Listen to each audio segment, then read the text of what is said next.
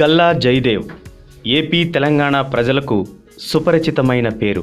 కానీ ఒక్క speech Guntur MP పేరును దేశవ్యాప్తంగా మోతమోగేలా చేసింది.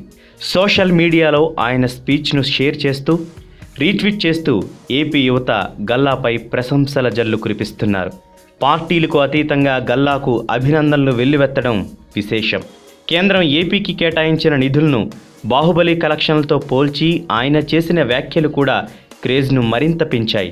టీడీపీ కేంద్రానికి భయపడి డ్రామాలాడుతోందన్న ప్రతిపక్షం వాదనకు గల్లా ప్రసంగంతో చెక్ పెట్టినట్టయింది.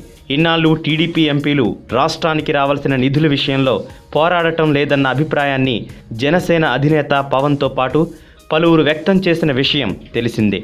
కేంద్రంపై పోరాడే విషయంలో ఏపీ టీడీపీ ఎంపీలు ఎందుకు వెనుకడుగు వేస్తున్నారనే ప్రశ్నలు ఉత్పన్నమయ్యాయి. గల్లా ప్రసంగంలో కేంద్రంపై చేసిన విమర్శలతో ఆ ప్రశ్నలకు సమాధానం చెప్పినట్లయింది.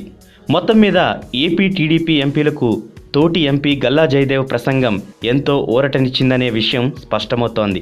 జాతీయ మీడియాలో కూడా గల్లా జయదేవ్ ప్రసంగానికి సంబంధించిన వార్తలు ప్రధానంగా కనిపించడం విశేషం.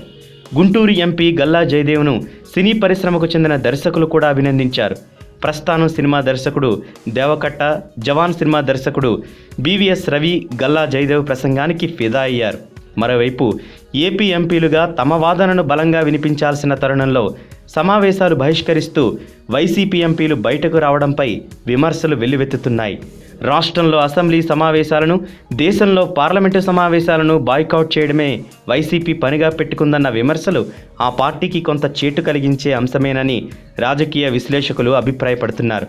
వైసీపీ ఎంపీలు మిథున్ రెడ్డి, విజయసాయిరెడ్డి ఏపీకి జరిగిన అన్యాయంపై పార్లమెంట్లో మాట్లాడినప్పటికీ గల్లా జయదేవ్ స్థాయిలో కేంద్రాన్ని నిలదీయలేకపోయారనే అభిప్రాయాన్ని వారు వ్యక్తం చేశారు. ఈ వీడియో మీకు నచ్చినట్టయితే లైక్ చేయండి, షేర్ చేయండి. మరిన్ని ఇంట్రెస్టింగ్ వీడియోస్ చూడడానికి మా ఛానల్ కు తప్పక సబ్స్క్రైబ్ అవ్వండి.